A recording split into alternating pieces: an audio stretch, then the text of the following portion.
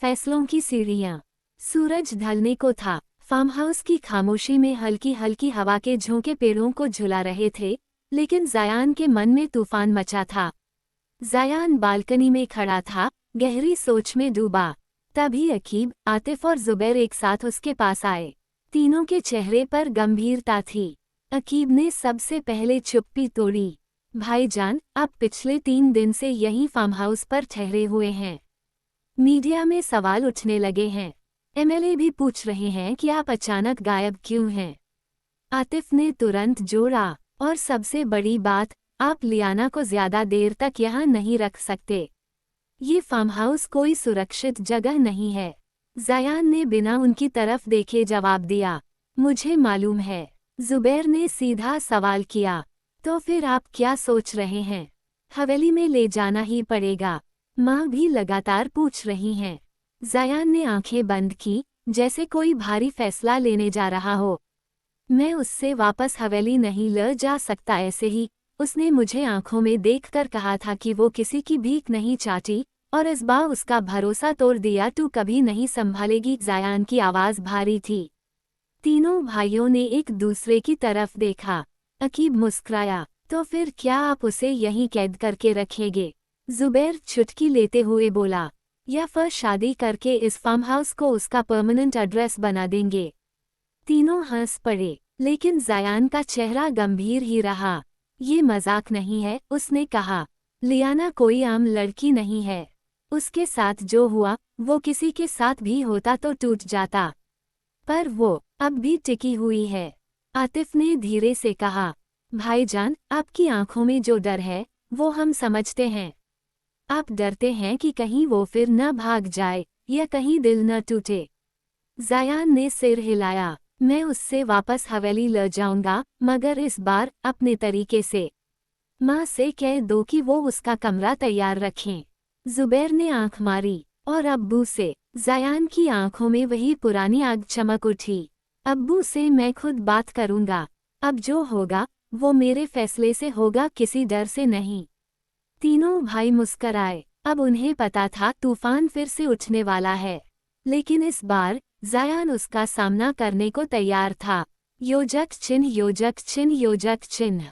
अगली सुबह की रोशनी फार्म हाउस के बड़े शीशों से छनकर अंदर आ रही थी, पर सुबह की यह मुलायम रोशनी जायान के इरादों के सामने फीकी थी। हवाओं में एक अनकही बेचैनी थी, जैसे आसमान खुद किसी तूफान के आने की खबर दे रहा हो। लियाना गहरी नींद से जगी ही थी कि दरवाजे पर हल्की सी दस्तक हुई। बीबी साहिबा, एक महिला सेविका की आवाज थी। मुख्यमंत्री साहब ने आपको नीचे हॉल में बुलाया है। लियाना चौंकी। उसका दिल तेजी से धड़कने लगा। पिछली रात उसने जायान की आंखों में कुछ देखा था, कुछ ऐसा जो उसे डरा गया था। वो सिर्फ मोहब्बत नहीं थी, उसमें जिद थी, जुनून था, और कुछ ऐसा जो लियाना को असहज कर रहा था। उसने जल्दी से दुपट्टा उड़ा और नीचे चल पड़ी। हॉल की साज सज्जा बेहद भव्य थी, लेकिन उस समय वहां का माहौल बर्फ सा ठंडा और खौफनाक था। जायान बड़े सोफे पर बैठा था। उसके तीनों भाई अकीब, आतिफ और जुबैर पास में कुर्सियों पर थे। चारों तरफ हथियारबंद सिपाही कतार में खड़े थे, जैसे किसी युद्ध की तैयारी हो। लियाना ने अंदर कदम रखा तो सबकी नजरें उसी पर टिक गईं। जायान ने गंभीर स्वर में कहा, आओ लियाना, यहाँ बैठो। वो कुछ कदम आगे बढ़ी पर रुक गई। तुमने मुझे यहाँ क्यों बुलाया है? जायान ने इशारे से पास की कुर्सी की तरफ दिखाया। क्योंकि आज तुम्हें फैसला लेना है, या तो मेरे साथ, या सब कुछ छोड़कर। लियाना की आंखों में सवाल थे। तुम ऐसा क्यों कर रहे हो, जायान? तुम वही हो ना जिसने मुझे भरोसा दिलाया था कि मेरी मर्जी के बिना कुछ नहीं होगा। जायान उठा, उसकी आंखें लाल हो चुकी थीं। वो कुछ कदम चला, फिर रुक कर बोला, मैंने तुमसे वादा किया था, नहीं, तुम्हारे अब्बा से किया था कि मैं तुम्हारी हिफाजत करूंगा। ये वादा मेरा बोझ नहीं है, ये मेरा ईमान है। लियाना ने कांपते स्वर में कहा। तो क्या इस तरह धमकाकर, डराकर ये निभाओगे? जायान की आंखों में कुछ और गहरा उतर आया। उसने अपनी कमर से पिस्तौल निकाली और एक कोने में खड़े सिपाही की ओर इशारा किया। फैजल, सामने आओ। सिपाही आगे आया। वो घबराया हुआ था। जायान ने कहा, तुमने उस दिन मेरी बात अनसुनी की थी, जब मैंने कहा था कि लियाना के कमरे के पास कोई न जाए बिना इजाज़त। फैजल ने कांपते हुए कहा, हुजूर, वो गलती से। धान्य। जायान ने बिना एक पल गवाए गोली चला दी। सिपाही वहीं गिर पड़ा। पूरे हॉल में सन्नाटा छा गया। लियाना चीख पड़ी, जायान, तुम पागल हो गए हो क्या? जायान उसकी तरफ तेजी से बढ़ा और आंखों में आंखें डालकर बोला, हाँ, हो गया हूँ। क्योंकि अब तुम सिर्फ मेरी जिम्मेदारी नहीं हो, तुम वो कसम हो जिसे मैं हर हाल में पूरा करूँगा। अगर तुमने इनकार किया तो एक एक करके सब मरेंगे, क्योंकि ये मेरी मोहब्बत नहीं, मेरा फर्ज है। तीनों भाई चुप थे, कोई कुछ नहीं बोला। लियाना फूट पड़ी, जायान, तुम्हें क्या लगता है, इस डर से मैं तुमसे शादी कर लूंगी? ये मोहब्बत नहीं, कैद है। जायान ने शांत लेकिन सख्त स्वर में कहा, तो कैद ही सही, पर उस कैद में तुम्हारी जान सलामत रहेगी। मुझे फर्क नहीं पड़ता तुम मुझसे नफरत करती हो, लेकिन मैं तुम्हें किसी और की तरह टूटते हुए नहीं देख सकता। अब फैसला तुम्हारे हाथ में है, मेरी बीवी बनो या इस दुनिया को अलविदा कह दो। लियाना कांप रही थी, उसके पांव जैसे जमीन में धंस गए थे। जुबैर ने धीरे से कहा, भाईजान, इतना ज्यादा। जायान ने हाथ उठाकर उसे चुप कर दिया। मैंने अब फैसला कर लिया है। आज रात निकाह होगा। मौलाना को बुला लिया गया है, और जो भी बीच में आया उसे वही अंजाम मिलेगा जो फैजल को मिला। लियाना की आंखों से आंसू बहने लगे। तुमने मुझे हमेशा से एक जिम्मेदारी समझा, कभी इंसान नहीं समझा। जायान थोड़ा रुका, उसके चेहरे पर दर्द उभरा, लेकिन वो तुरंत फिर कठोर हो गया। शायद मैं सही नहीं हूँ, लेकिन मैं वही कर रहा हूँ जो मेरे वादे के मुताबिक जरूरी है। वो पीछे मुड़ा और तेज कदमों से हॉल से निकल गया। पीछे रह गए तीनों भाई और रोती हुई लियाना। योजक चिन्ह, योजक चिन्ह, योजक चिन्ह। कुछ घंटे बाद लियाना अपने कमरे में बंद थी। उसके अंदर तूफान चल रहा था, गुस्सा, दर्द, अपमान, सब कुछ एक साथ। वो जमीन पर बैठी रो रही थी, लेकिन अब आंसुओं के साथ एक और भावना जुड़ चुकी थी, सवाल, क्या मेरी जिंदगी सच में मेरे हाथ में नहीं? तभी मरियम बेगम कमरे में आईं। उन्होंने धीरे से दरवाज़ा खोला और अंदर आईं। बेटा, उन्होंने धीरे से कहा, मैं जानती हूँ तुम्हारे साथ जो हो रहा है वो गलत है, लेकिन तुम जो फैसला लो, दिल से लो। जायान सिर्फ एक शख्स नहीं है, वो खुद को दुनिया से लड़ाने को तैयार है, सिर्फ तुम्हारे लिए।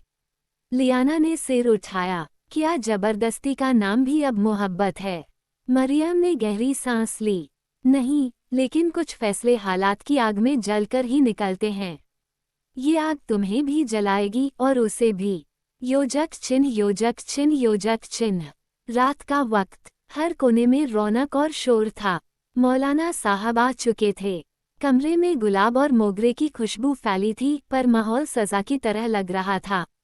जायान शेरवानी में तैयार था, उसका चेहरा भावशून्य था। अकीब ने धीरे से कहा, भाईजान, क्या ये वाकई जरूरी था?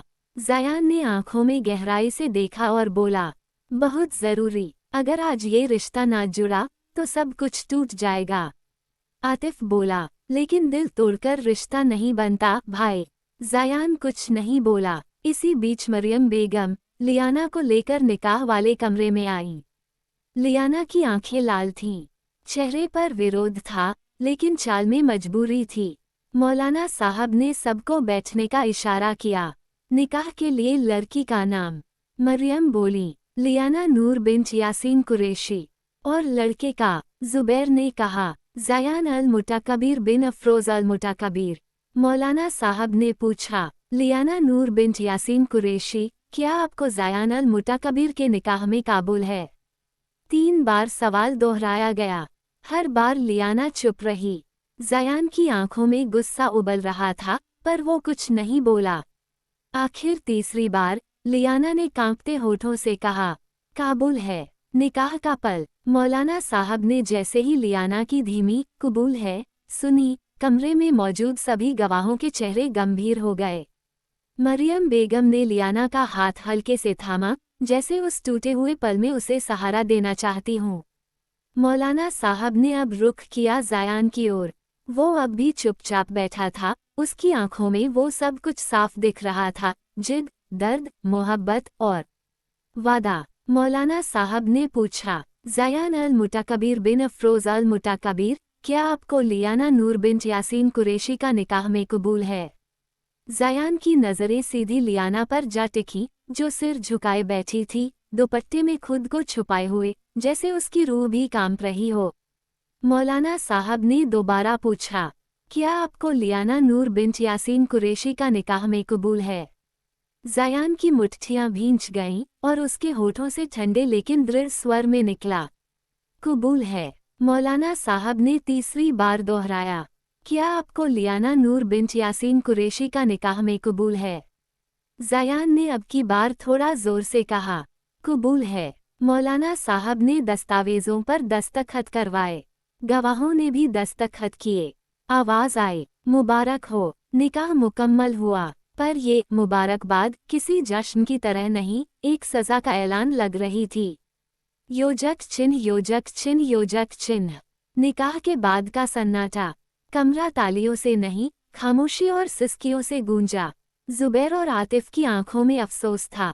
अकीब ने सिर झुका लिया। लियाना अब भी जमीन की ओर देख रही थी। उसने एक बार भी ज़यान की ओर नहीं देखा। मरियम बेगम ने धीरे से उसके सिर पर हाथ रखा और कहा, अब तुम हमारी बहू नहीं, इस घर की इज्जत हो, पर इज्जत दिल से मिलती है, मजबूरी से नहीं। ज़यान अब भी मौन खड़ा था। उसके मन में तूफान था, क्या उसने अपना वादा निभाया या एक मासूम को कैद कर दिया? उसने खुद से नजरें चुराकर बस इतना कहा, अब ये रिश्ता अल्लाह के नाम पर बंध चुका है और मैं उसे निभाऊंगा, चाहे मेरी रूह टुकड़े टुकड़े हो जाए। अध्याय 7, निकाह के बाद की राह। निकाह की मुकम्मल रस्म के बाद हवाओं में सिर्फ एक ही चीज़ थी, सुकून और एहतराम। इमाम साहब की दुआ और कबूल है की गूंज ने दोनों रूहों को एक पाक बंधन में बांध दिया था। मेहर की रकम तय हुई, गवाह मौजूद थे और ज़यान ने लियाना को बतौर अपनी बीवी खुले दिल से कबूल किया। अब सब कुछ बदल चुका था। लियाना अब ज़यान अल मुतकब्बिर की बीवी थी, ना किसी की मेहमान, ना किसी की मोहताज। निकाह की रस्म के बाद ज़यान ने सभी मेहमानों की तरफ रुख करते हुए गंभीर और मजबूत लहजे में कहा, अब हम सब हवेली चलेंगे। वहाँ से हमारी जिंदगी का नया सफ़र शुरू होगा। सब लोग तैयारी कर लें। सब कुछ सामान्य लग रहा था, लेकिन तभी ज़यान की माँ मरियम बेगम ने धीरे से कहा, ज़यान, ज़रा रुको बेटा। ज़यान उनकी तरफ पलटा। मरियम बेगम का चेहरा शांत था, लेकिन उनके लफ्ज़ों में एक अहम बात छुपी थी। तुम्हारी बुआ, यानी तुम्हारे अब्बा की बहन, वो इस निकाह के बारे में नहीं जानती, उन्होंने धीमे स्वर में कहा। ज़यान की भौहें सिकुड़ गईं, तो क्या हुआ अम्मी? मरियम ने गहरी सांस ली, बेटा, वो चाहती थी कि तुम्हारी शादी यूपी के मंत्री की बेटी से हो। बहुत पहले से ये रिश्ता तय करने की कोशिश चल रही थी। तुम्हारे अब्बा भी उनके पक्ष में थे। तुम्हारी बुआ इस रिश्ते को इज्जत का मामला मानती हैं, और अब जब उन्हें ये निकाह पता चलेगा तो वो लियाना को कबूल नहीं करेगी। लियाना की नज़रें ज़मीन में गड़ गईं। उसकी उंगलियां कांप उठीं। ज़यान ने उसकी ओर देखा और उसकी खामोशी में छुपे डर को महसूस कर लिया।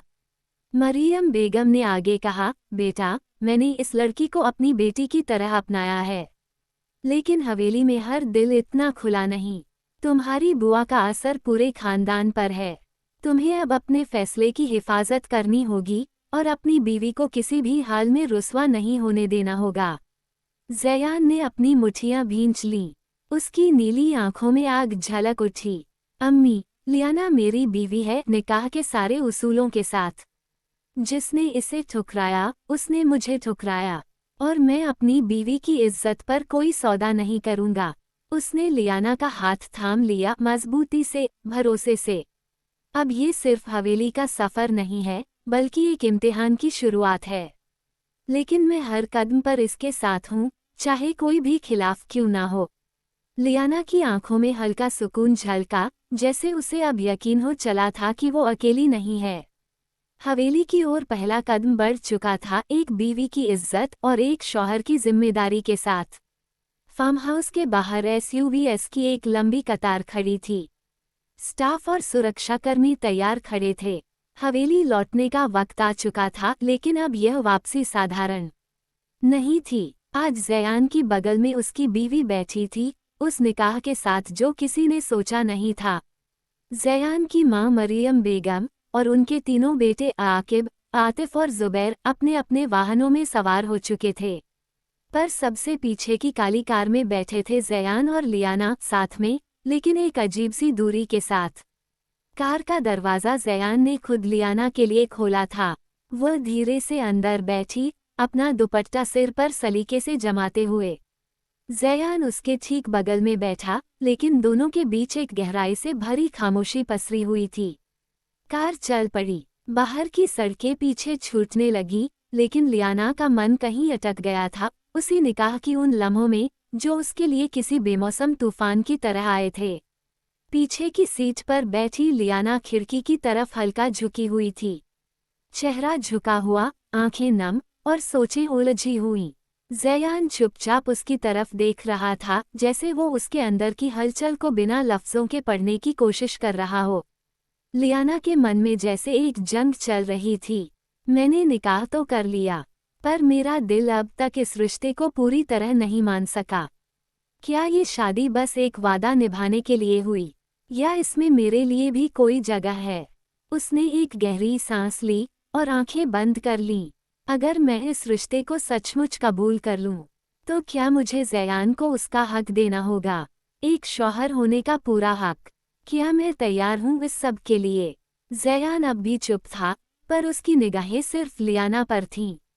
उसकी हर हरकत, हर झिझक वो महसूस कर रहा था, लेकिन उसने कुछ नहीं कहा। गाड़ी में आग की ठंडी हवा बह रही थी, लेकिन लियाना के माथे पर पसीने की नमी थी। क्या मुझे अब हर वक्त उसके साथ रहना होगा, उसकी बीवी बनकर? क्या मैं अपने दिल को ये मानने पर मजबूर कर सकती हूँ कि अब मेरा वजूद सिर्फ मेरा नहीं, उसका भी है? जयान ने धीरे से एक पानी की बोतल उसकी ओर बढ़ाई, बिना कुछ कहे। लियाना ने देखा, फिर झिझकते हुए बोतल ली और एक घूंट भरा। वो मेरा दुश्मन नहीं है, लेकिन अपना भी तो नहीं लगता। उसकी उंगलियां कांप रही थीं। उसने खुद को संभालने की कोशिश की। अगर मैं इस शादी को सच में अपना लूं, तो क्या मैं खुद से हार जाऊंगी, या फिर शायद किसी सुकून की शुरुआत वहीं से होगी? गाड़ी की रफ्तार तेज थी, लेकिन अंदर वक्त ठहर गया था। कुछ कहे बिना ही बहुत कुछ हो रहा था। जयान ने हल्की आवाज में पूछा, सब ठीक है? लियाना ने गर्दन हिलाई, ना में नहीं, हाँ में भी नहीं। बस एक धीमा सा इशारा जो कहता था, मैं खुद नहीं जानती। गाड़ी हवेली के रास्ते पर मुड़ चुकी थी।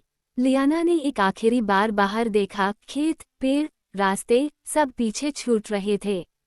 और अब उसके सामने था एक महल, जो शायद उसका घर था, शायद नहीं भी। लेकिन एक बात तय थी, उसके दिल की जंग अब शुरू हो चुकी थी। गाड़ी हवेली के बड़े दरवाजे पर आकर रुकी। दरवाजे पर खड़े गार्डों ने फौरन सलाम किया, लेकिन माहौल में सन्नाटा था, जैसे हवेली खुद जयान और लियाना के स्वागत के लिए तैयार नहीं थी। जयान ने लियाना की तरफ देखा, उसके चेहरे पर हल्की थकान और डर की परतें थीं। ये वही हवेली थी, जहां से वो एक बार दुखी होकर भागी थी, लेकिन आज वह यहाँ जयान की बीवी बनकर लौटी थी। जयान ने दरवाज़ा खोला, पहले खुद उतरा और फिर लियाना को सहारा देकर नीचे उतरने में मदद की।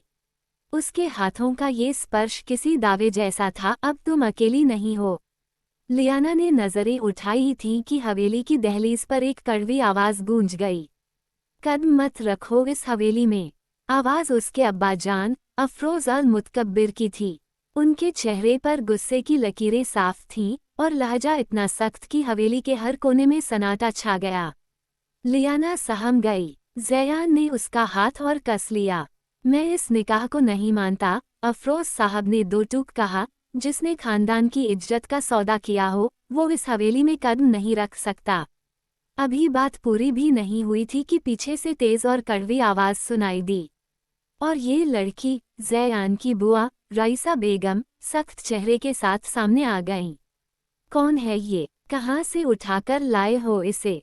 हमारी हैसियत, हमारा दर्जा, हमारी सियासत, इन सब से इसका कोई वास्ता नहीं। और तुम इसे बहू बनाकर ले आए। तुम्हारी शादी तो यूपी के मुख्यमंत्री की बेटी से तय हो चुकी थी। लियाना का चेहरा सफ़ेद पड़ गया। इतने लोगों के सामने उसका यूं अपमान, लेकिन ज़यान की पकड़ अब भी उसके हाथ पर मजबूती से थी। तभी ज़यान ने एक कदम आगे बढ़ाया। उसकी आंखों में नीला नहीं, अंगारे थे। बस कीजिए बुआ, उसकी आवाज़ बम की तरह गूंजी। जिस औरत के बारे में आप इतनी बेहूदगी से बोल रही हैं, वो अब मेरी बीवी है। मेरी बीवी, और जो कोई इसकी इज्जत पर उंगली उठाएगा, समझ ले कि वो मुझ पर उंगली उठा रहा है। सब चुप हो गए, लेकिन ज़यान का गुस्सा अब रुकने वाला नहीं था। और आप, अब्बा जान, उसकी नज़रें सीधी अफरोज़ साहब की आंखों में थीं। अगर आप मेरी बीवी को इस हवेली में जगह देने से इनकार कर रहे हैं, तो सुन लीजिए, मैं भी कोई मोहताज नहीं हूँ इस घर का। ये खानदान मुझसे है, मैं इस खानदान से नहीं। उसकी सांसें तेज थीं, लेकिन आवाज़ एकदम साफ और मजबूत।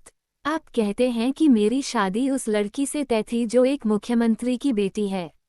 ज़यान ने तंज भरी हंसी के साथ कहा, मैं चाहूँ तो उस मुख्यमंत्री की गद्दी को जड़ से हिला सकता हूँ, आपकी पार्टी को मिट्टी में मिला सकता हूँ। लेकिन मैं सियासत अपनी बीवी की इज्जत के नीचे नहीं रखता। अब हवेली का आंगन खामोशी में डूब गया था। किसी की हिम्मत नहीं हुई ज़यान के सामने कुछ कहने की। तभी ऊपर की बालकनी से एक भारी लेकिन शालीन आवाज़ आई, बहू को ज्यादा देर तक दहलीज पर खड़ा रखना कोई अच्छी बात नहीं होती। ये दादा जान थे, ज़यान के दादा, खानदान की सबसे बुजुर्ग और प्रभावशाली हस्ती। उनके लफ्ज़ों में नरमी थी, पर असर ऐसा कि अफरोज़ साहब और रईसा बेगम के चेहरे झुक गए। उसे अंदर ले आओ, उन्होंने धीरे से कहा, हम बात बाद में करेंगे।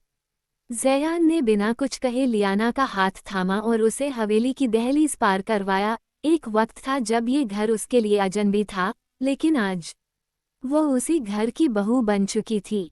और हवेली की खामोश दीवारें गवाह बन गईं, एक लड़ाई की जो मोहब्बत और इज्जत के लिए लड़ी जा रही थी। दहलीज